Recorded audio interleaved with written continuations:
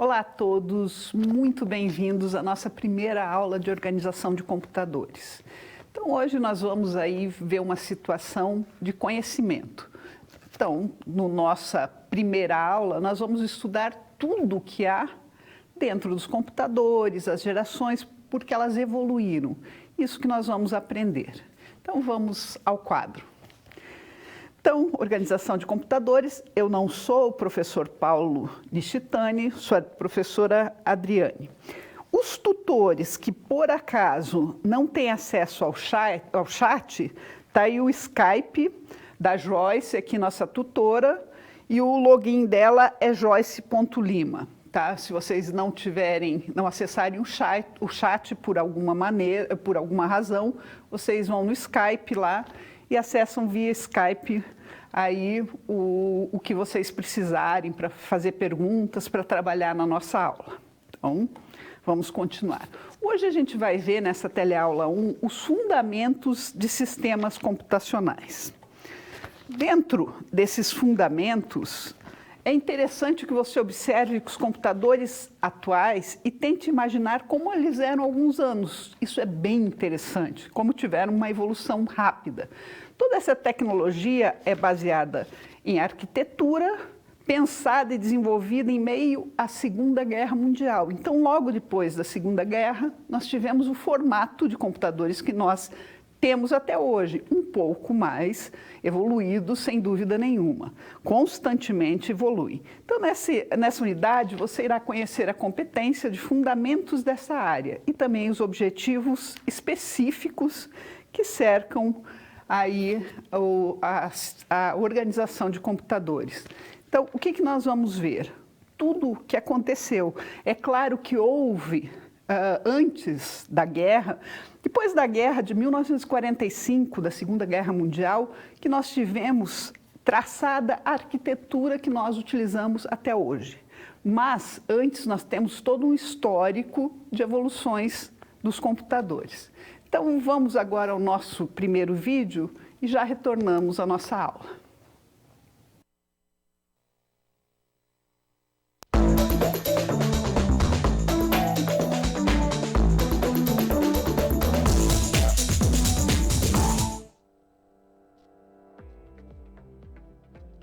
Você considera esse smartphone um supercomputador? Se você é como eu, boa parte do seu dia é gasto olhando para essa telinha.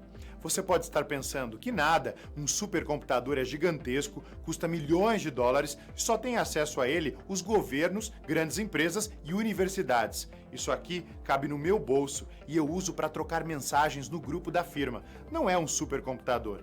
Apesar de usarmos o smartphone muito mais para lazer do que como uma ferramenta de pesquisa de ponta, se colocado em perspectiva histórica, ele pode ser considerado sim um supercomputador.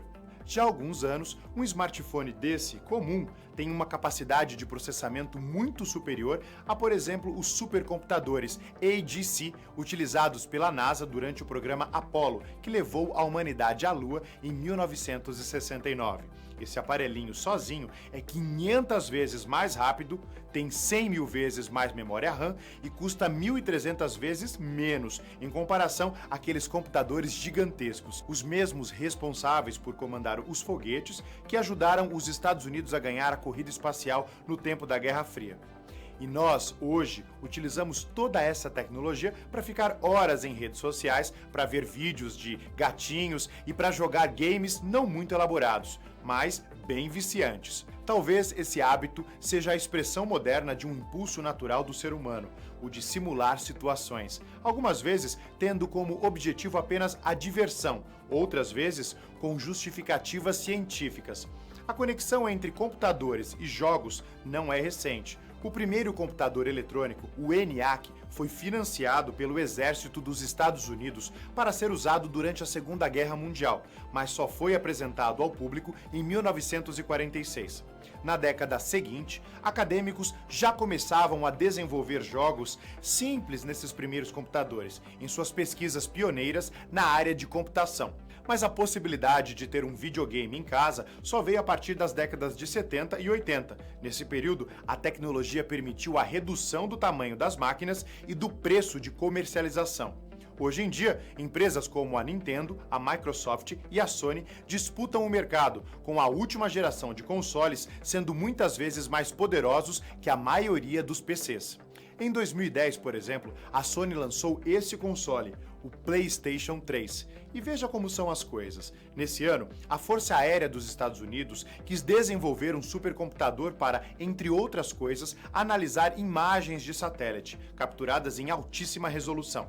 Como o departamento não estava disposto a pagar o preço normal de um supercomputador, a solução que os cientistas da Força Aérea encontraram foi ligar juntos 1.760 consoles de PlayStation 3. Isso mesmo, e a coisa deu muito certo. O monstro era, na época, o 33º supercomputador mais poderoso do mundo. Além do uso bélico, ele foi disponibilizado também para pesquisas na área de inteligência artificial feitas por universidades norte-americanas. No fim, o supercomputador custou 1/10 do preço que custaria normalmente, consumindo 1/10 da eletricidade que uma máquina similar consumiria. Incrível, né?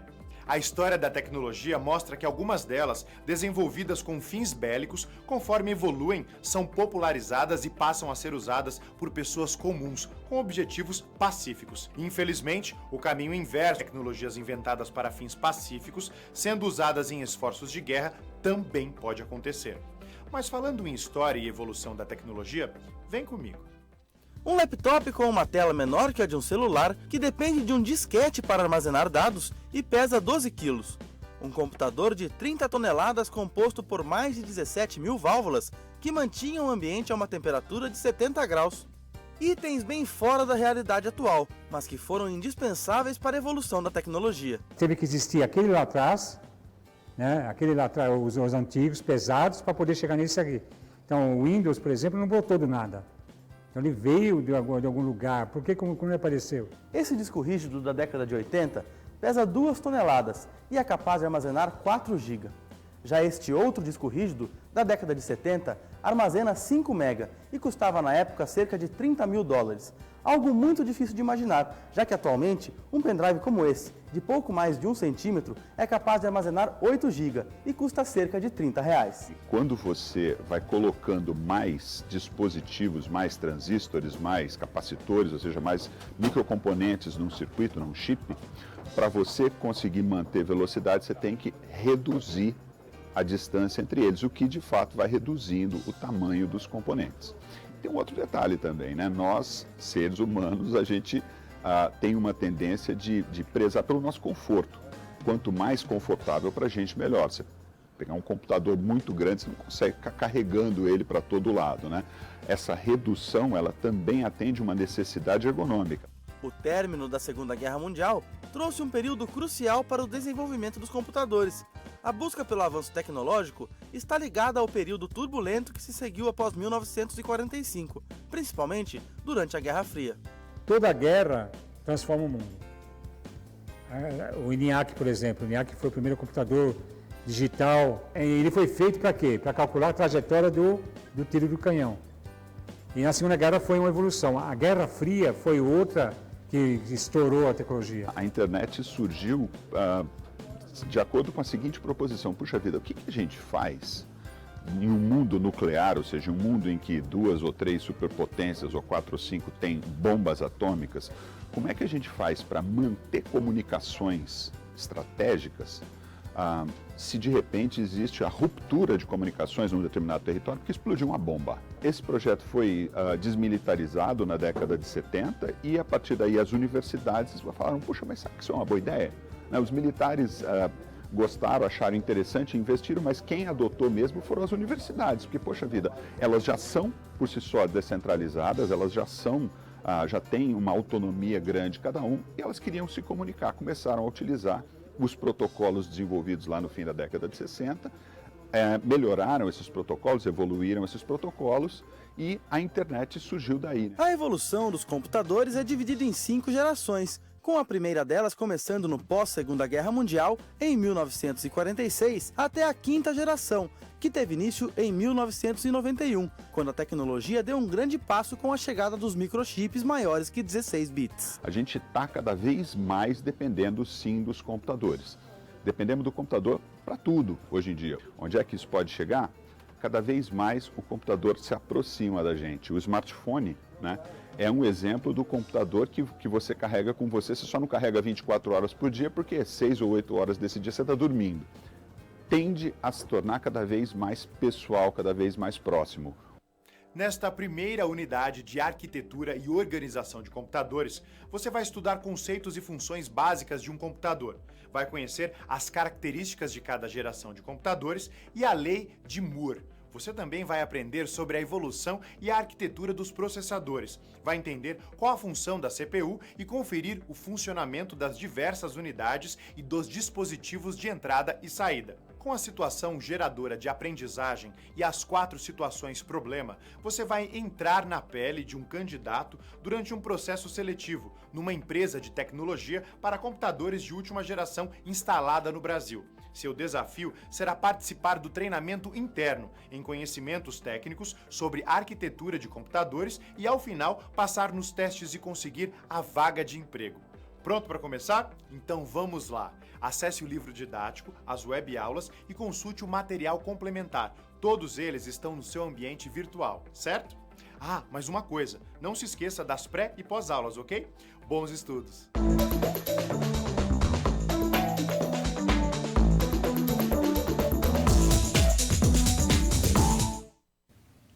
Bem, como vocês viram no vídeo, sempre os computadores estão em eterna evolução.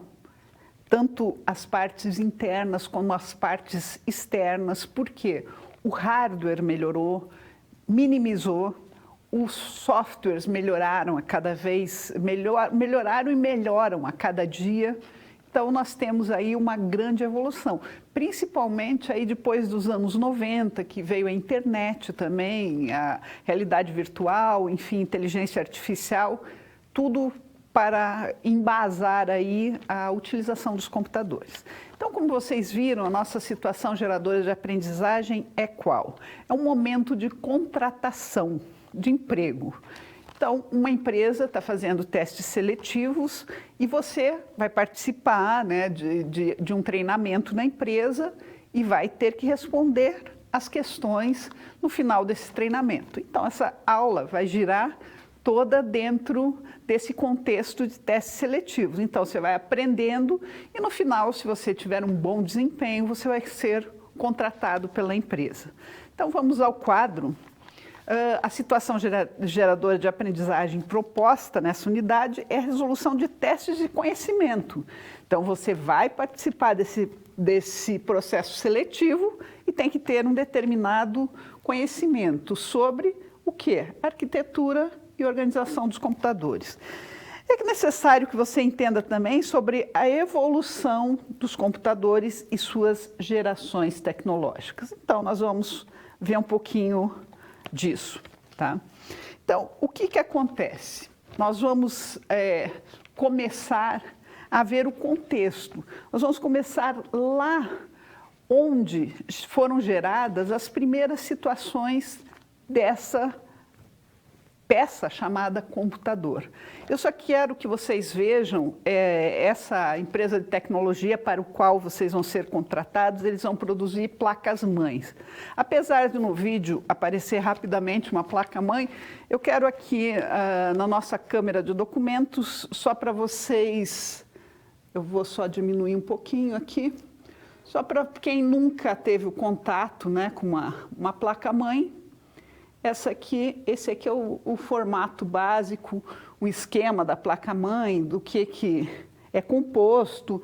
Vocês podem ver que nós temos diferentes elementos para serem acoplados nessa placa. Nós temos tipos de conectores, os slots são diferentes, o chipset. Nós temos aqui o que é chamado aí da parte do coração do computador, né? A nossa placa-mãe, apesar de falarem que só o processador é o coração, mas, enfim, ele tem o seu lugar para ser colocado. Então, só para vocês terem o conhecimento, já que vocês irão entrar dentro dessa empresa e aprender tudo, ou o básico, né, sobre organização de computadores. Então, vamos para a situação problema 1.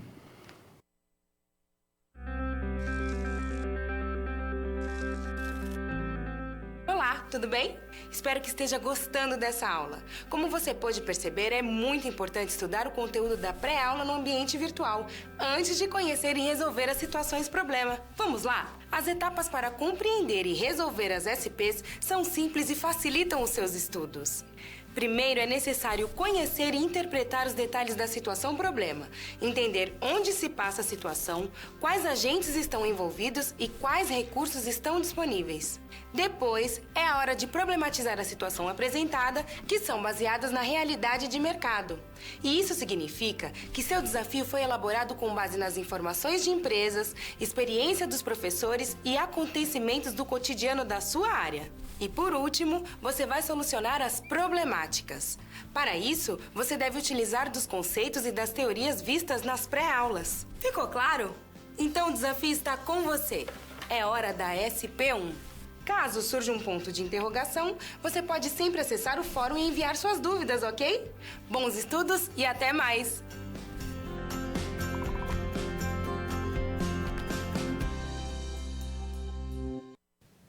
Nessa primeira situação-problema que nós vamos trabalhar, pensem que vocês estão fazendo um treinamento para, no futuro, no final dessa aula, vocês conseguirem fazer os testes daquela empresa lá que vai te contratar para você trabalhar com tecnologia de ponta. Então, vamos ao quadro.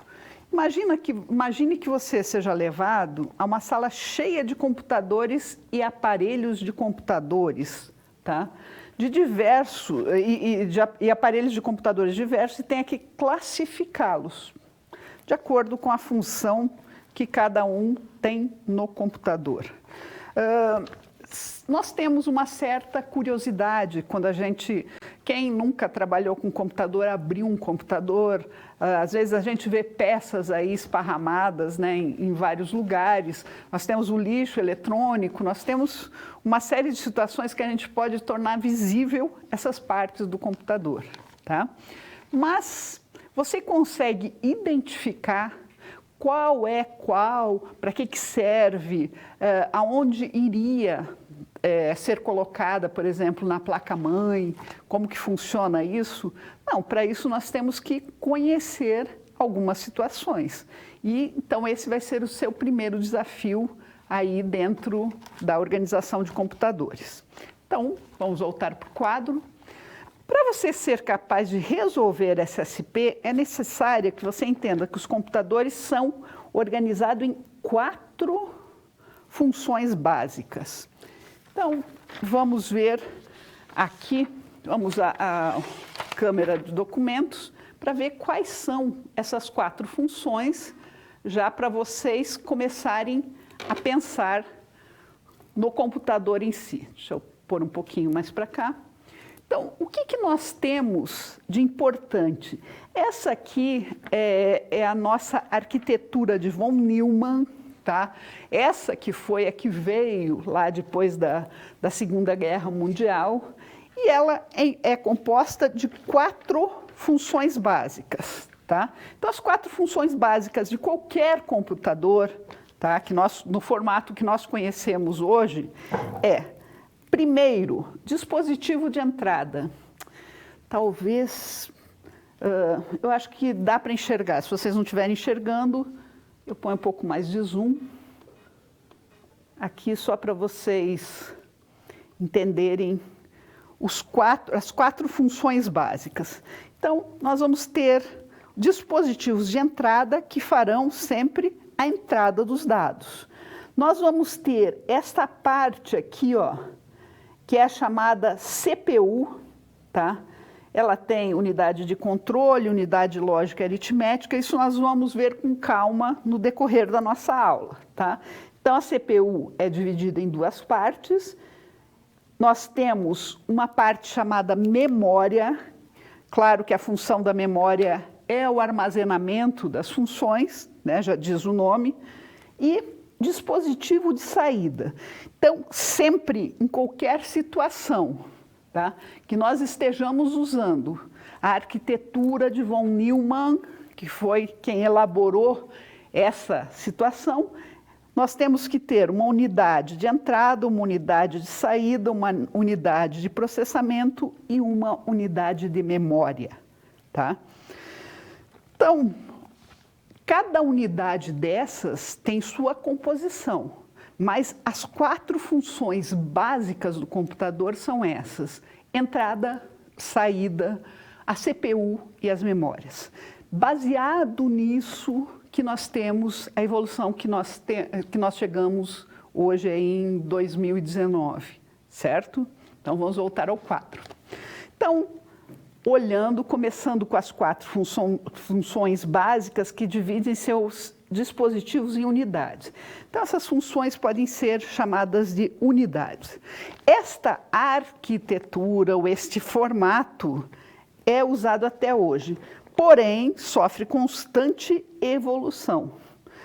Claro que as informações são interpretadas, elas são convertidas, nós temos todo um processo, né, de trabalho, nós digitamos algo no teclado, aquilo é transformado em zeros ou uns, que é a linguagem de máquina, e nos é dado uma resposta. Por exemplo, você faz um texto e quer imprimi-lo. Você está usando o teclado, porque você vai digitar, é a tua unidade de entrada, ok? Você vai usar a CPU e as memórias, a memória para armazenar e a CPU para trabalhar com aquele texto. E nosso dispositivo de saída vai ser a impressora. Então, você trabalha aí com as 4 unidades básicas das 4 funções que a gente todo dia se vê aí com o computador. Então, mesmo que nós não estejamos enxergando, você está trabalhando sim com essas 4 unidades todos os dias, tá? Então, é claro que tem todas essas conversões, porque o computador ainda funciona na linguagem binária de zeros ou uns. Então, vamos voltar ao quadro. Então, essa constante evolução, né? Nós temos evolução em todos os sentidos. Por exemplo, a nossa velocidade aumentou, a nossa CPU ou nosso processador, tá? Às vezes as pessoas chamam CPU, que é Central de Processamento Unitário, chamam de processador. Qual é o processador da sua máquina? O meu é o i7, o i8, o i9, depende. Claro que essas são as nossas evoluções, tá? Então, qual que era a tua preocupação nessa situação problema? Você entrou numa sala cheia de equipamentos e você vai aprender a pôr cada um e me dizer se ele é uma unidade de entrada, se ele é uma unidade de saída, se ele é uma memória, o que ele faz parte. Por quê? Porque você tem que aprender a conhecer os elementos para poder montar um computador. É claro que a nossa função não vai ser montar um computador, mas se você não conhece, como é que você vai entender o funcionamento de tudo isso que nós temos hoje? Então, vamos voltar ao quadro. Então, você vê lá um HD externo. Opa! HD externo, a grande maioria de nós tem um, né? Aí para armazenar, não deixar tudo armazenado no computador. E ele, se ele é um HD externo, se ele armazena algo, ele é uma unidade de armazenamento. Um scanner, todos conhecem o scanner, né? Que nós podemos aí escanear o que nós quisermos. Quero escanear um documento, uma folha, uma figura, qualquer coisa que eu esteja trabalhando. Então, o scanner nada mais é que um dispositivo ou uma unidade de entrada. O leitor de código de barras, né? O que acontece? Você está lá no mercado, a moça vai passando os alimentos conforme o quê? O código de barras. Ela passa, automaticamente vai o valor daquele produto, né? Vai aparecer lá para ela, depois é impresso, enfim. O que é esse scanner? Esse leitor do código de barras, né? O scanner já foi. O que é esse leitor? Nada mais é que uma unidade de entrada também. Vamos voltar ao quadro. Um chip processador. Opa, aqui nós temos esse nome, processador, tá? i5. É uma linguagem comum aí entre nós. O meu processador é i3, é i5, é i7, é i9, enfim. ele nada mais é, se ele é um processador, ele faz parte da unidade de processamento. Uma memória RAM, opa, já ouvi falar nessa memória RAM. Quando eu configuro um computador, eu também tenho uma série de peças, né, para escolher. Então, cada uma tem sua função. Se eu falo de memória, quando você fala de memória, se lembra de armazenamento. Então, memória RAM DDR3 é um tipo de memória, é uma unidade de armazenamento. HD SATA, opa, HD, ele serve para quê? Ele nada mais é que uma unidade de armazenamento. Tá? Uma tela, monitor touchscreen 19 polegadas. Vejam só, quando a gente fala da nossa tela aqui, se ela é touchscreen, 19 polegadas é um tamanho, né? Mas ela é uma unidade de entrada e saída. Nós temos dispositivos que são de entrada e saída.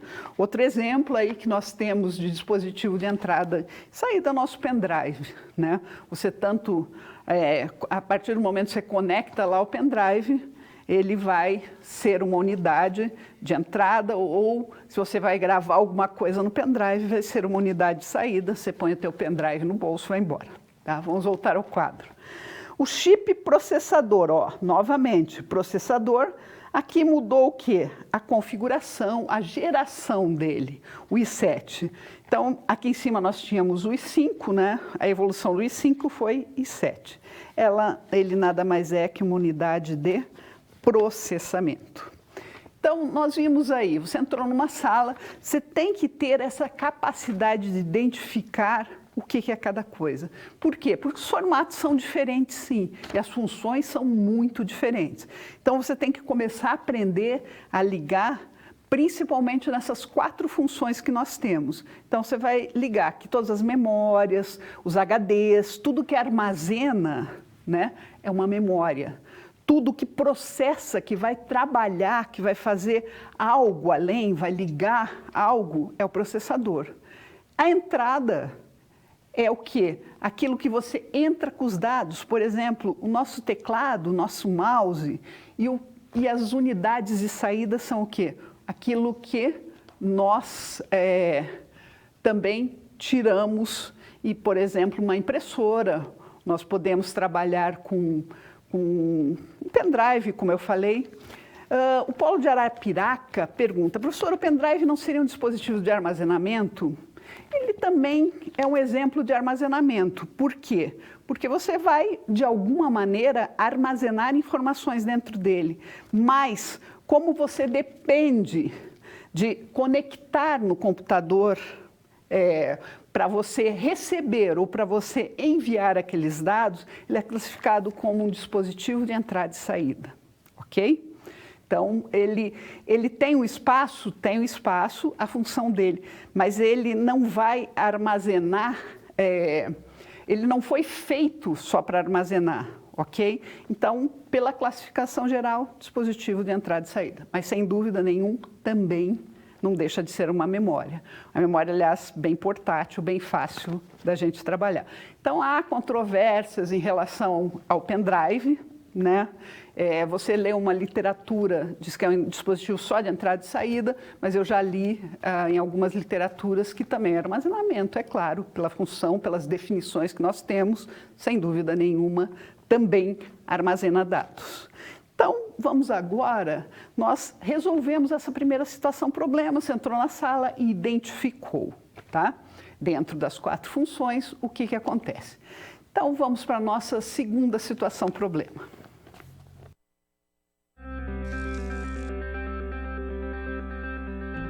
Opa, e aí? Como você se saiu com a primeira SP?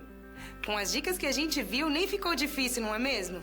Você percebeu o caminho traçado para obter uma solução satisfatória? Primeiro, você estuda os conceitos teóricos. Em seguida, você conhece e avalia a situação.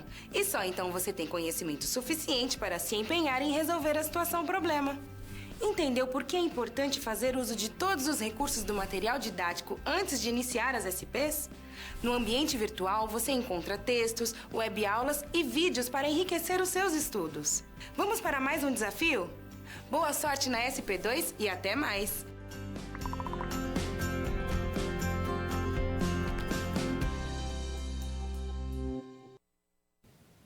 e nessa segunda situação problema, nós continuamos também nos preparando para aquele teste seletivo da empresa futura aí que nós vamos trabalhar, ok? Então, o que acontece? Você agora vai ter que relacionar essa evolução com as gerações. Então, nós tivemos gerações que duraram alguns anos, né? Cada geração é caracterizada por alguma evolução e nós vamos trabalhar com essas gerações. Então, vamos para o quadro. Imagine que você seja levado a uma sala cheia de computadores de diversas épocas e deva preparar uma lista solicitando um computador de cada geração. Opa! Nós temos que entender o que é cada geração para poder trabalhar com eles. Para preparar a lista, é necessário que você conheça a história da evolução dos computadores, as gerações, os componentes principais dessas tecnologias. Então, cada geração foi marcada aí por alguma evolução, tá? A lista solicitada de computadores e seus principais componentes deve conter pelo menos um computador e sua descrição técnica para cada geração de computadores. Então, vamos lá. O que vocês imaginam, né, dentro dessa evolução de computadores? É claro que antes você não tinha essa possibilidade que você tem hoje de pegar seu celular e fazer o que você quiser. Certo? Hoje a gente utiliza o celular para uma série de coisas.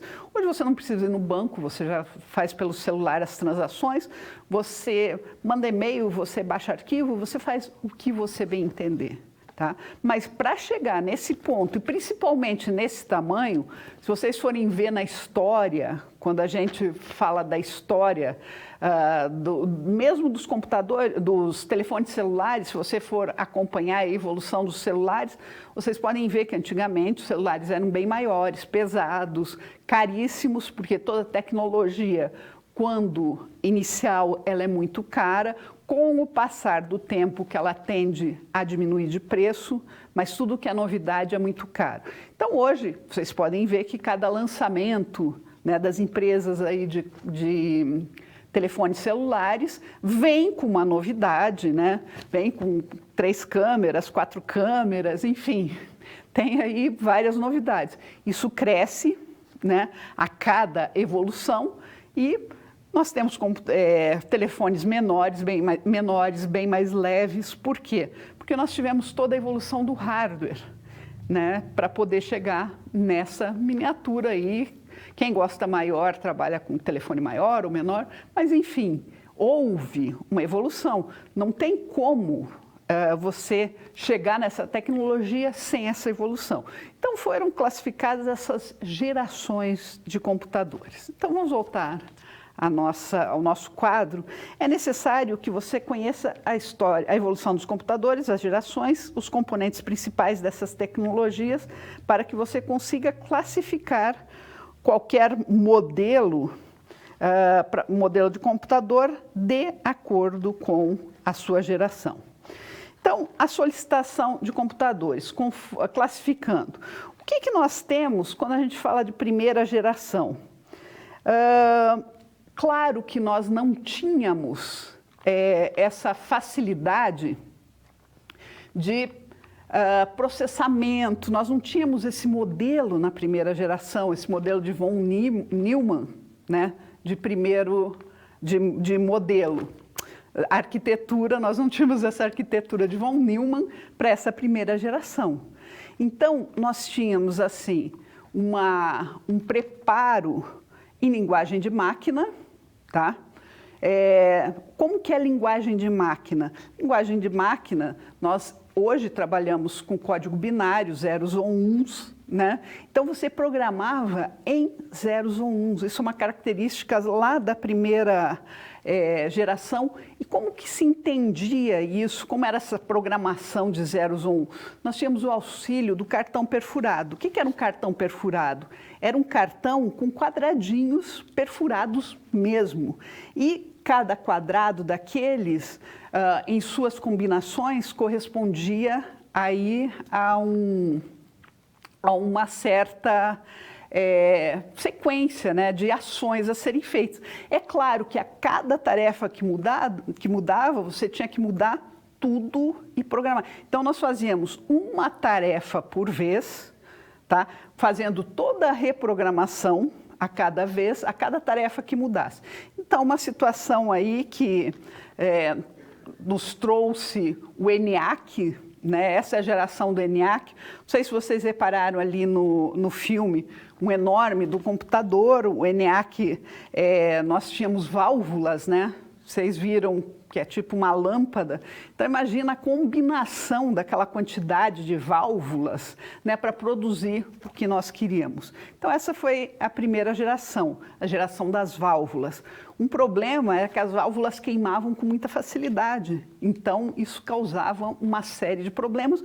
Por quê? Porque a programação não era mais perfeita. Então, vamos ver lá o que Arapiraca nos manda. Ainda sobre o exemplo do pendrive, o dispositivo de entrada não seria o mouse e como saída o monitor. Sendo assim, o pendrive seria apenas um armazenamento de... Tem. Existe alguma referência a respeito? Sim. Eu passo para você na teleaula, sem dúvida nenhuma, as referências. Nós temos, inclusive, nós temos algumas controvérsias, né? Nós temos alguns autores que consideram, quanto a esses dispositivos novos, tá? Nós temos alguns que dão uma ou mais opções, né? E distintas. Então, eu passo as referências, sim, de alguns que dizem que é apenas de armazenamento, de entrada ou de saída, mas eu passo para vocês sem dúvida nenhuma. Vamos voltar ao quadro para a nossa segunda geração. Então, essa primeira geração aqui, ela foi de 1945, mais ou menos, a 1954, tá? Mais ou menos, né? E o que era o forte eram as válvulas. A segunda geração já foi de 55, claro que é a sequência, né, das gerações, ela foi até por volta de 1964. O que elas conseguiram trazer de novidade? Em programação, antes eram zeros, uns, cartões perfurados, etc. Os cartões perfurados continuaram por um bom tempo, aí, inclusive vestibulares, há alguns anos atrás, eram corrigidos por esses cartões perfurados, concursos, enfim. Mas trouxe a linguagem Assembly. A linguagem Assembly é uma linguagem muito mais fácil de nós programarmos.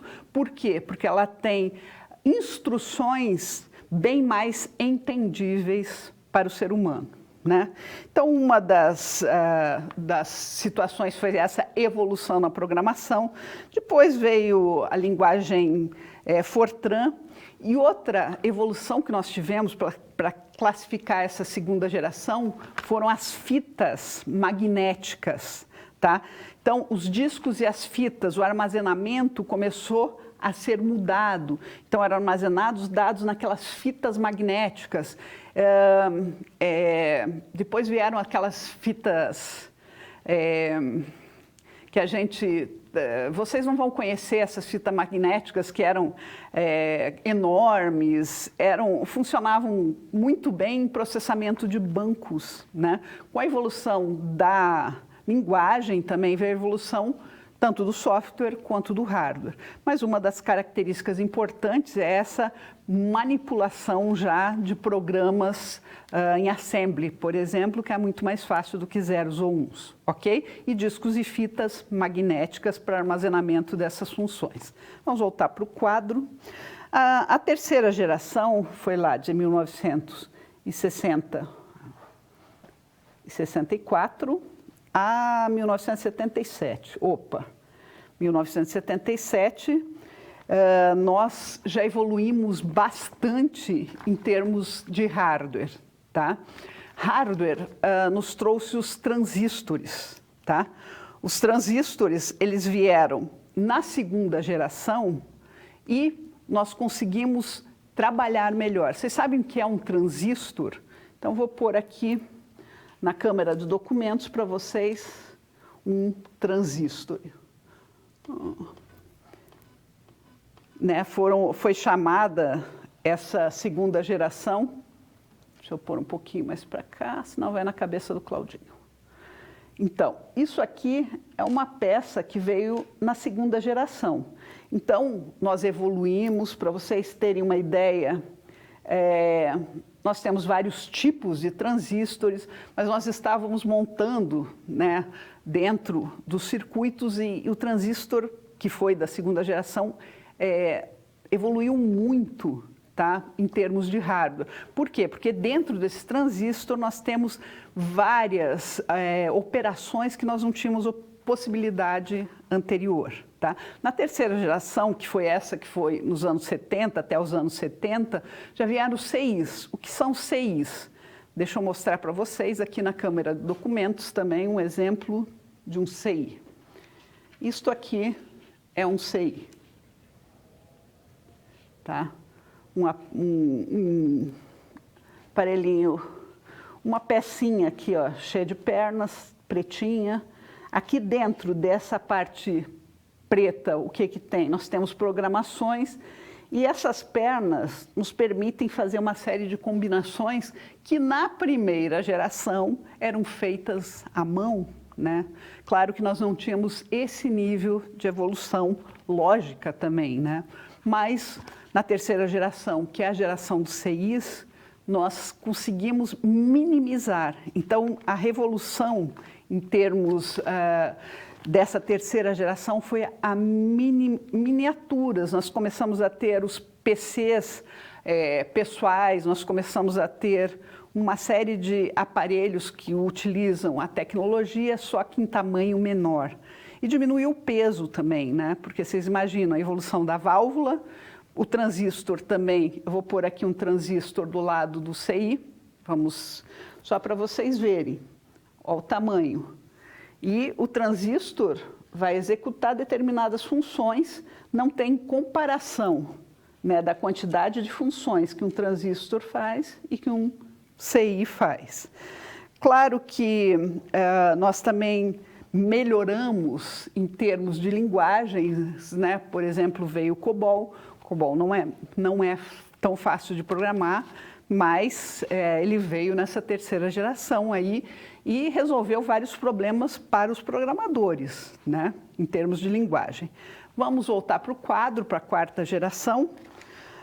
Então, a quarta geração começou lá em 1977 até 1991. Aqui, nós começamos o conceito, né, a trabalhar mais, já que nós tínhamos os computadores pessoais, nós começamos a trabalhar com o sistema operacional, tá? O que você conhece hoje como Windows, Linux, é claro que antes teve um precursor lá, que era o MS-DOS, então o pessoal um pouco mais maduro aí, já ouviu falar em MS-DOS, já ouviu falar no Unix, né, que foi um precursor do Linux. Enfim, nós tivemos o Minix. Em termos de sistema operacional, evoluiu bastante. E o que? É uma linguagem que qualquer um de nós consegue programar, se aproxima muito do que a gente conhece. Então, essa foi a evolução, não só do sistema operacional, como das linguagens em si, dos processadores também. Nós tivemos uma questão dessa dos processadores, uma evolução dos processadores, que nada mais é que um chip dentro de uma CPU, né? Então, nós melhoramos tudo isso e conseguimos fazer um componente, porque o processador é como um CI, só que um tamanho um pouco maior. Então, nós tivemos uma evolução bem grande nessa quarta geração, né? As linguagem C, que é uma linguagem que se aproximou bem do que nós conseguíamos entender com uma linguagem de alto padrão, né? Começou também o conceito do C++, que era orientado a objetos, então a orientação de objetos veio aí com essa quarta geração. E a quinta geração é a que nós estamos hoje e evoluindo a cada vez mais, né? Por exemplo, é a que trabalha com realidade virtual, com inteligência artificial, Hoje nós temos aí o Java, que nos permite programar, nós temos programação para dispositivos móveis, e a cada dia ainda está evoluindo. Hoje nós temos internet das coisas, hoje nós temos aí uma gama de possibilidades que essa quinta geração nos possibilitou. Então, resolvendo essa situação aí, que era para vocês associarem, né, as gerações ao que você conhece, né? Se você entrasse numa sala, um computador parecido com um armário grande, com teclado, monitor, parecido com uma TV embutida, dotado de entrada para uma gaveta e ao lado um pequeno armário, e com cartões perfurados colocados dentro das gavetas. O que remete, né, um computador enorme? Claro que no começo, lá na primeira geração, nossa primeira geração, nós tivemos tudo isso. Então, o cartão perfurado aqui, apesar dele ter se estendido para uma segunda geração, vamos classificar, né, essa peça aqui de computador, de tamanho armário, como uma de primeira geração. Se você vê um computador desmontado com placas quadradas grandes, como se fossem quadros de madeira e cheia de válvulas, que está a palavra-chave, né? Quando a gente fala de válvula, nós estamos falando também da primeira geração. Um computador parecido com um grande armário na parte frontal, um compartimento formando uma caixa, com a porta de vidro, dentro dois grandes rolos de fita magnética. Quando eu falei de fita magnética para vocês, eu estava falando da segunda geração. Um computador IBM PC, antigo, com a inscrição 286. Isso pertence à nossa terceira geração, à nossa quarta geração, porque esse 286, ele já utilizava aí a nossa arquitetura de von Neumann, ele era um computador pessoal já, então nós estamos falando aí de uma quarta geração. Agora, no item 5, um computador que tenha um grande monitor com teclado, mouse, o mouse, antes nós tínhamos só o teclado, né? Mas o mouse evoluiu aí, foi mais uma porta de entrada, né? Uma unidade de entrada. Então, observando, você vê caixas de som embutidas. Isso foi um avanço. Também diversos cabos lateralmente na parte frontal, escrito Wi-Fi, Bluetooth, All-in-One. Então, aqui nós já estamos falando de uma quinta geração. E um computador servidor. Essa palavra servidor também veio aí com a nossa quinta geração. M4 Intel, Xeon Core, ES2420 e 1.9 GHz, né? O Xeon Core e 1.9 GHz. Essa evolução de hertz também nós estamos falando de velocidade. Então, aí os contextos, né? Se você tiver uma dúvida, veja o que está na questão. Tá? Que nem válvula, a palavra válvula, fita magnética, se tem um mouse, já evoluiu, se é um computador que tem a estrutura parecida com PC, então tudo isso nós temos que analisar. Então vamos para a nossa terceira situação problema.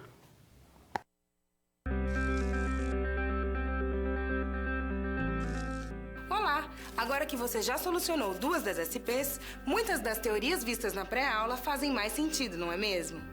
Essa é justamente a função das situações problema, te preparar de forma mais prática para a realidade da vida profissional. Já conhecer algumas das situações que podem surgir no dia a dia faz de você um aluno mais preparado para o mercado de trabalho. Bom, a SP3 já vai começar. Se ficar com dúvida em algo, pode entrar no fórum e enviar sua pergunta, ok? Até mais!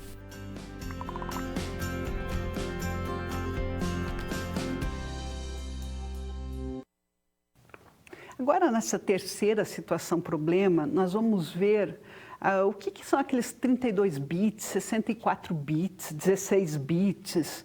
Aí nós temos um conjunto de situações para trabalhar dentro do computador. Então vamos ao quadro. Você foi designado pela empresa, né, que você está se preparando para analisar um lote de 6 computadores e indicar quais têm arquitetura de 64 bits, pois a empresa pretende montar uma rede interna apenas com computadores dessa tecnologia. Você irá classificar os computadores de acordo com a tecnologia de seus processadores. Então, aqui nós temos uma outra evolução. Aqui nós estamos falando já dos processadores. Então, é uma outra forma que nós temos de trabalhar com o computador, né, pelo seu processador. Quanto mais evolução, mais rápido ele é, mais funções ele executa, sim. Tá? Mas você não pode se basear apenas no processador para resolver o que você necessita aí dentro do seu computador. Então, nós temos algumas situações dessas, né, que nós vamos analisar e ver o que acontece.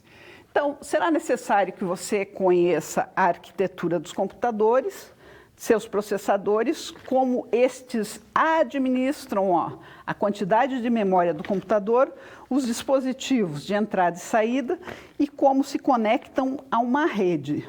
Então, nós temos várias situações a serem analisadas quando você fala para trabalhar com processador, memória, entrada e saída.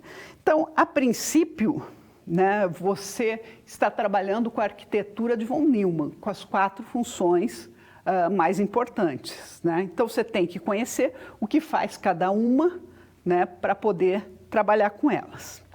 Então, são mostrados, eu vou falar um pouco, vamos à nossa câmera de documentos aqui, deixa eu só diminuir um pouco, para eu mostrar para vocês a arquitetura de von Neumann, tá? Então, o que é a composição de von Neumann? A CPU, né, que é o chamado processador, deixa eu pôr um pouquinho mais para cá, senão vai na cabeça do Danilo. Então, vamos lá. Então, aqui o que nós temos? Sistema de entrada e saída, a memória e a CPU.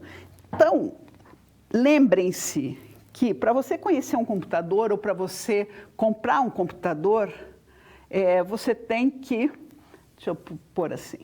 Deixa eu ver se eu consigo. Para você... Quando você vai comprar um computador, pergunto, mas que processador você quer, quanto de memória RAM você precisa, o que você deseja, né? Então, partindo do princípio, tudo isso é interconectado. Então, nós não podemos analisar só a CPU, não esquecendo que a CPU é composta de unidade lógica e aritmética, chamada ULA, e a unidade de controle. Então, o que a gente pode falar dentro dessa CPU aqui? Vocês estão vendo que ela faz o controle de programas. O ENIAC, aquele primeiro lá, aquele que era de válvulas, ele não tinha CPU, então ele não tinha essa parte aqui.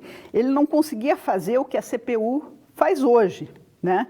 Então, a gente começou a evolução, né, com 16 bits. Tá? Os processadores começaram com o 8086, lá nos anos 70, né, com 16 bits.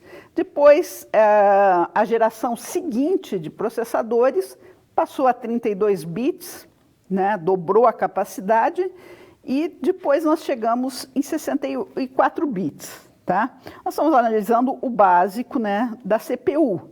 Então, nós temos todo esse trabalho da CPU que, claro, hoje a gente dá uma olhada na CPU, porque a CPU tem uma série de funções específicas, ela tem toda a comunicação, né, com os outros componentes.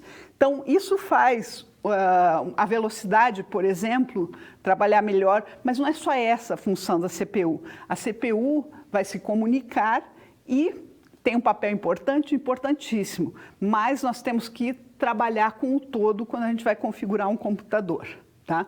Vamos voltar ao desenho. A segunda parte, né, que é a parte da memória principal, tá? Quando a gente fala de memória principal, nós estamos falando da RAM, né? É uma memória de leitura e escrita, ela tem uma característica de ser volátil, ela tem um mecanismo de escrita e de apagar os dados, então se acabar a energia, você perde os dados da RAM. Você tem RAM dinâmica, né, que armazenam dados com capacitores, você tem RAM estática, que os valores trabalham com flip-flop. Então, a RAM possibilita aos processadores, então, nós dependemos muito dessa memória principal, né, porque a RAM possibilita que os endereços dados em qualquer região do computador, pelo sistema operacional, nós conseguimos trabalhar essa função RAM e CPU. Tá? As unidades de entrada e saída, elas fazem essa troca do ambiente externo e interno, né, do computador. Então, é claro que, ó, vocês estão vendo essa flechinha aqui, ela atua em conjunto com a CPU, senão não se entenderia, né? E o sistema de entrada e saída, eles funcionam sempre em conjunto. Aí, vejam, a CPU também se comunica com a memória principal. Então, nós temos, além de tudo isso, as interconexões. Então, se eu não tivesse essa comunicação entre CPU, entre memória, entre entradas e saídas, através dos barramentos que a gente vai conhecer aí no futuro, eu não teria como ter uma velocidade boa ou as respostas que eu estou procurando, tá? Quando você senta no computador e digita qualquer coisa, imprime, você acha que só aquilo que está na sua tela, bonitinho, vai ser trabalhado. Não, nós estamos trabalhando com um conjunto de informações. Então, nós temos alguns computadores, vamos ao quadro. Computador 1, com processador Pentium Celeron. Então, algumas marcas, algumas definições, né, nós tivemos os Pentium Celeron, né, com 2 GB de RAM, monitor, teclado, mouse, caixa de som, placa de Ethernet. Então, aqui ele foi classificado com 32 bits. Um segundo computador, né, o processador Dual Core. Opa, aqui nós já tivemos uma evolução, né, desse processador. 6 GB de RAM, monitor, teclado, mouse, caixa de som, placa Ethernet. Opa, nós temos Wi-Fi e Bluetooth. Então, isso indica que o processador é de 64 bits.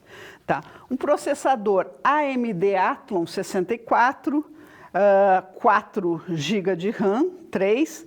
Aí nós temos outras divisões, né, das memórias, monitor, teclado, mouse, caixa de som, placa de rede Ethernet.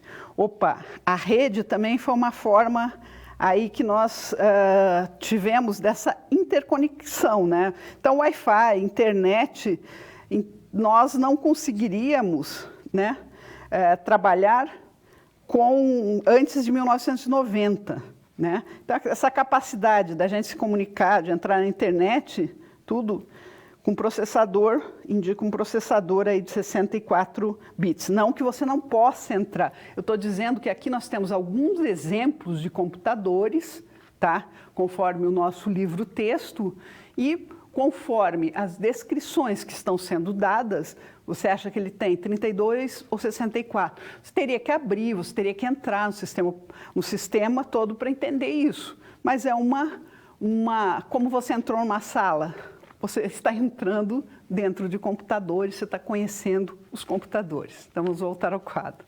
Computador 4, Pentium Core i3. Opa, 4 GB de RAM. Já estamos bem evoluídos, né? Monitor, teclado, mouse, caixa de som, placa de rede Ethernet, Wi-Fi e Bluetooth. Bem, nesse computador aí, nós também temos um indicativo que está com 64 bits, né? Nós temos toda a estrutura desse computador com isso.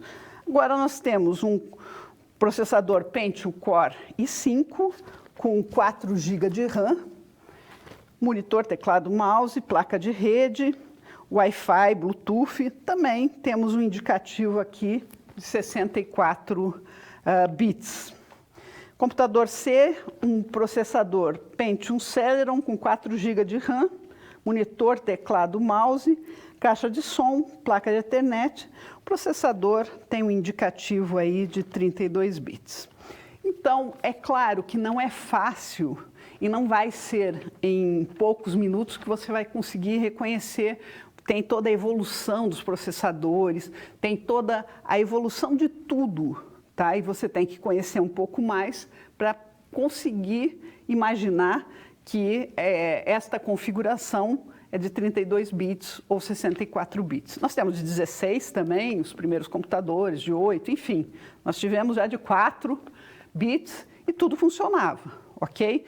Então, não estou dizendo que esta pode ser de 32, pode ser de 64, mas no nosso contexto aqui do livro, nós estamos classificando em 32 ou 64 bits. Então, vamos para a nossa quarta situação problema.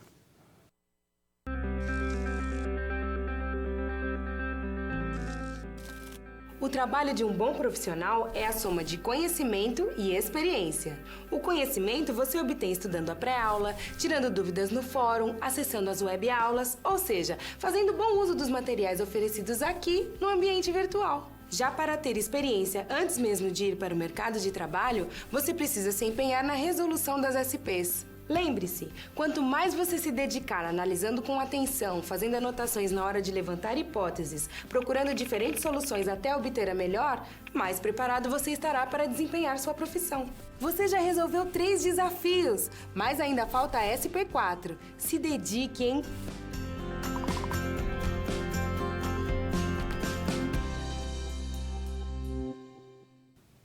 Então, só relembrando, a nossa situação de aprendizagem era o quê? Você estava sendo contratado, fazendo os testes, no final, você está se capacitando para tentar entrar numa empresa de tecnologia de ponta que produz placas-mães, ok? No Brasil.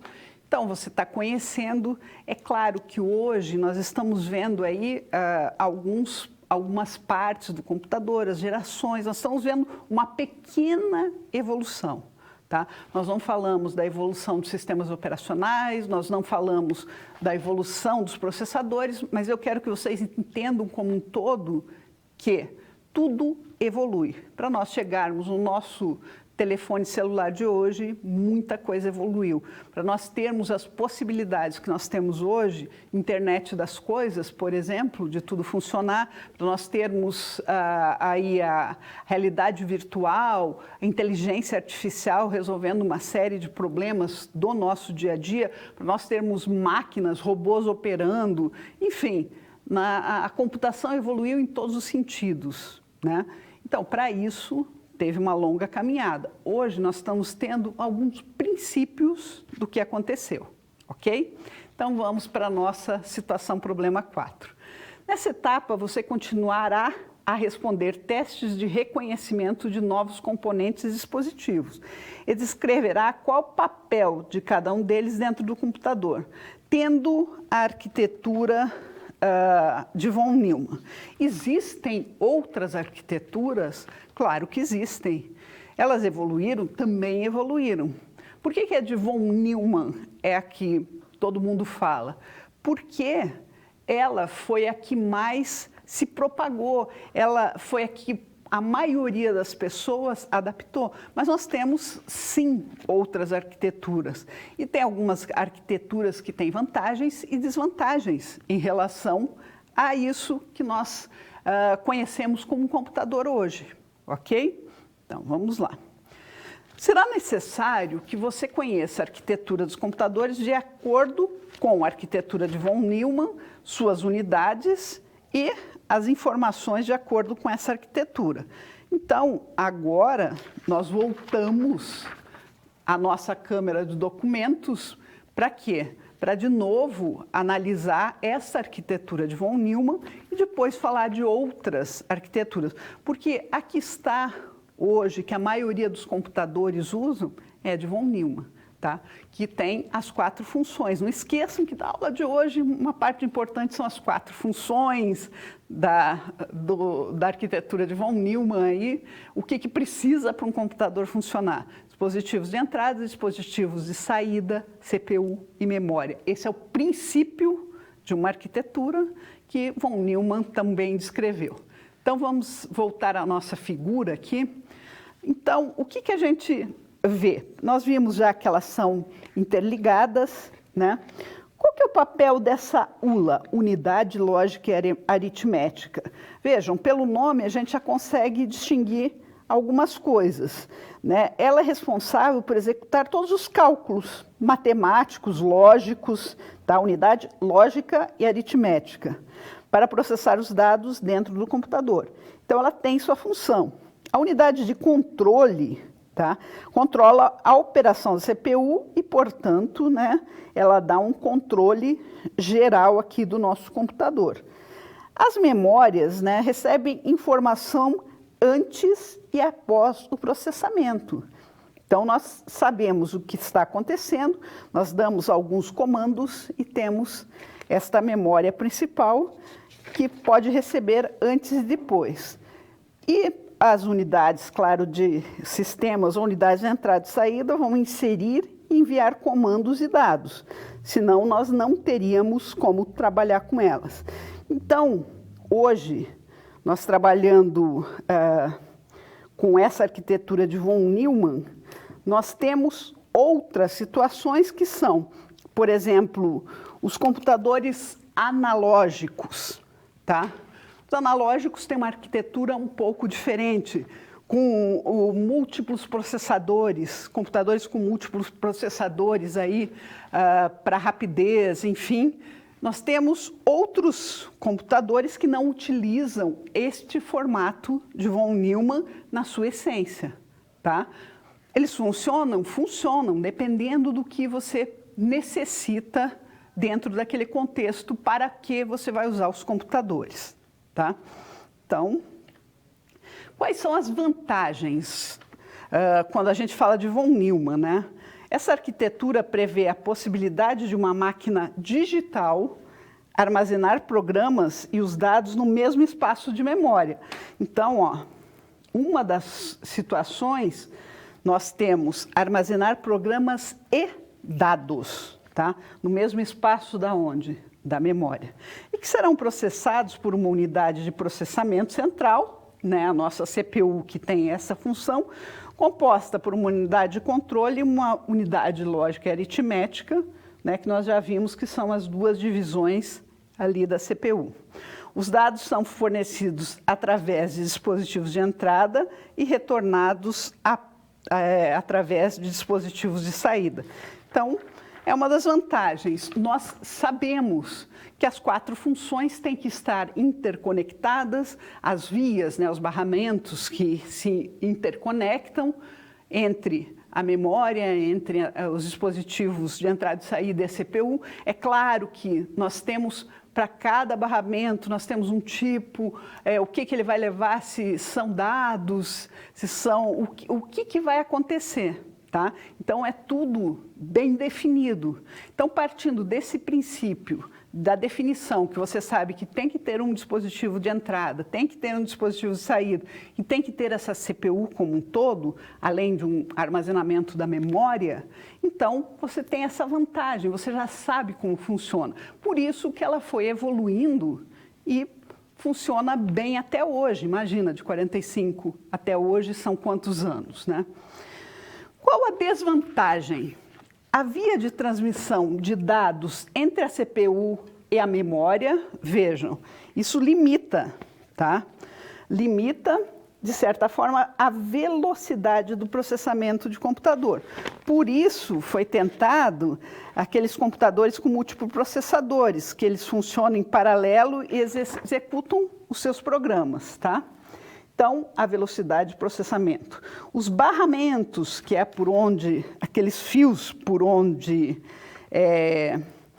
a função, né, os dados passam, tem essa função e a troca de dados entre o processador e a memória fica limitada pela taxa de transferência de dados, que esses barramentos são capazes de proporcionar. Isso é chamado, nós temos aí o gargalo de Newton, o gargalo de Neumann, né, de von Neumann. Por quê? Porque nós temos algumas limitações. Tá? Os dados vão numa determinada sequência, com uma determinada velocidade, mas nós temos o limite. Então, quem gosta, por exemplo, hoje de esperar uma resposta? Se você entrar num site, você quer uma resposta rápida. Então, nós caímos no gargalo de von Neumann, né, que nós temos essas limitações. Então, são desvantagens? São desvantagens. Mas a arquitetura funciona bem porque nós já a conhecemos. Então,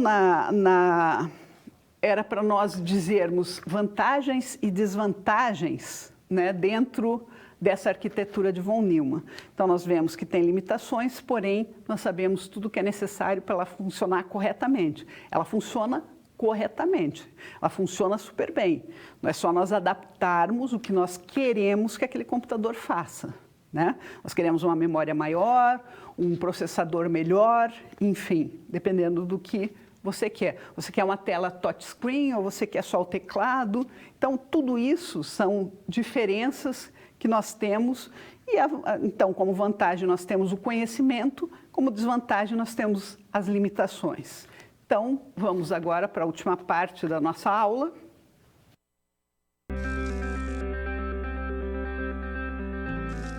E agora que todos os desafios foram concluídos com sucesso, é hora de refletir sobre o que foi visto. O objetivo das SPs é ampliar o seu conhecimento e te ensinar a como utilizar na sua realidade profissional os conceitos vistos aqui. Essa é uma metodologia que exige muita proatividade e empenho da sua parte, já que segue o modelo de uma das tendências mais avançadas no mundo, a sala de aula invertida. E em contrapartida, vai te transformar num profissional diferenciado e mais qualificado para desempenhar as funções da sua profissão. Por isso, faça bom uso dos materiais e das interatividades oferecidas. Ah, não deixe de acessar o seu ambiente virtual e completar a sua pós-aula, ok? Cada parte do processo é essencial para a sua aprendizagem. Até mais! Então, nessa última parte, qual que é o questionamento? Vamos ao quadro para ver. No futuro, como poderão ser os computadores? Será que teremos uma nova arquitetura? A limitação do lançamento de novos equipamentos é técnica? O que vocês me respondem dessas situações? Nós teremos uma limitação técnica. Se você pesquisar aí, por exemplo, vírus, que são nada mais do que programas bem feitos, tá? A cada dia surge um. Então, está se limitando a programação? Não, é tudo muito expansível, né? Então, será que eles serão diferentes? Eles terão outra forma? Talvez com a força do pensamento, talvez se vocês tiverem alguma ideia ou alguma sugestão aí para me enviar de como vocês acham que será daqui a uns anos. Hoje a gente viu uma evolução. Ele evoluiu em tamanho, em capacidade, em termos de componentes, tá? E no futuro? Será que a gente vê alguns filmes aí do futuro? Será que isso vai acontecer? Não vai acontecer? Não sei. Será que nós teremos limitações técnicas? Nós já temos limitações técnicas. Será que vai aparecer uma outra arquitetura que não seja de von Neumann, enquanto a gente conhece as entradas, saídas e processamento? Vocês têm ideia de alguma situação diferente dessa, né? Como poderia ser? Eu quero que vocês aí me respondam, me mandem, me enviem. O que vocês imaginam lá no futuro? Não estou falando no futuro recente, se bem que a cada dia mais a gente vê aí exemplos muito interessantes, né, da evolução da informática. Hoje toda a parte de teleoperação, por exemplo, dentro das cirurgias, né, o médico pode ver a realidade virtual pode buscar algumas, por exemplo, radiografias, né, para poder visualizar bem na hora da cirurgia qual o ponto em que ele vai cortar ou que ele vai operar. Nós temos aí a tecnologia das redes, né? Até anos atrás nós não tínhamos a internet nesta forma que nós temos hoje, e mesmo a conexão entre redes não era tão simples, né, como é hoje. Nós temos a evolução aí da internet na tomada, que já é bem adotada. Então, mas tem alguma forma diferente de não ter um teclado? Como entrar? Será que se nós entrarmos com pensamentos, a máquina vai conseguir reconhecer? Sim, se não fosse assim, nós já não teríamos algumas tecnologias que nós temos hoje, né? Então, com movimentos, nós temos em IHC, vocês tiveram alguns exemplos, né, dessas últimas tecnologias, e a cada dia evolui mais. Algumas situações que no passado eram impossíveis, em filmes do passado eram impossíveis, hoje aí são realidade, né? Uma realidade simples, do tamanho dos computadores, de cada um ter um computador pessoal ou de cada um ter um telefone celular, tá? Há uns anos atrás eu acho que isso seria inimaginável, né? Mesmo a evolução do telefone. Você não imaginava um aparelho portátil que você levasse para onde você quisesse? Você não imaginaria um forno de micro-ondas que vai aquecer a tua comida, vai cozinhar lá a tua comida, uma série de possibilidades. Por quê? Porque ele tem um computador invisível dentro dele, tá? Então, nós temos essa geração, quinta geração aí, que é o computador invisível também, né? Mas nos carros, hoje, quanta tecnologia nós temos em carros, né? Por enquanto, até que eu saiba, até hoje, nós ainda estamos aí trabalhando com esse formato. Tem que ter um dispositivo de entrada, seja a forma que ele tenha. Nós temos um processamento de tudo que acontece, dessas informações, desses dados que são trabalhados, se transformam em informação. Nós podemos ter uma saída, quando nós falamos de entradas e saídas, e nós temos um dispositivo que armazena esses dados e trabalha com esses dados. Esses dados, nós não temos a percepção da rapidez com os quais eles trabalham. Você só sabe que ele funciona. Você senta no computador, você digita um determinado site, você não sabe o que está por trás disso, que nós temos todo um movimento de outros sites alimentando, de outras redes, outros dispositivos alimentando esse sistema distribuído. Você, quando digita um texto e manda imprimi-lo, o que acontece? Você liga a impressora, conectou os cabos, você consegue fazer isso.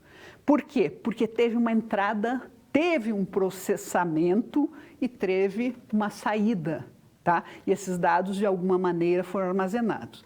Então, por enquanto, se vocês tiverem alguma sugestão aí do futuro, eu aguardo que vocês me enviem, e até a próxima aula. Vamos só dar uma olhadinha na última tela. Ultra Mega, arquitetura de Mr. X, a tecnologia versus o custo, né? Como eu falei, a tecnologia geralmente é bem cara quando ela é lançada. E vamos encerrar aí a nossa aula e até a próxima semana.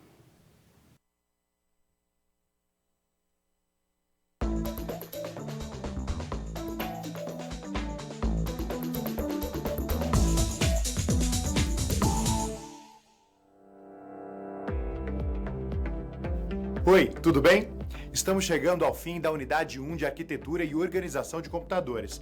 Nessa unidade, você aprendeu fundamentos dos sistemas computacionais. Vamos relembrar?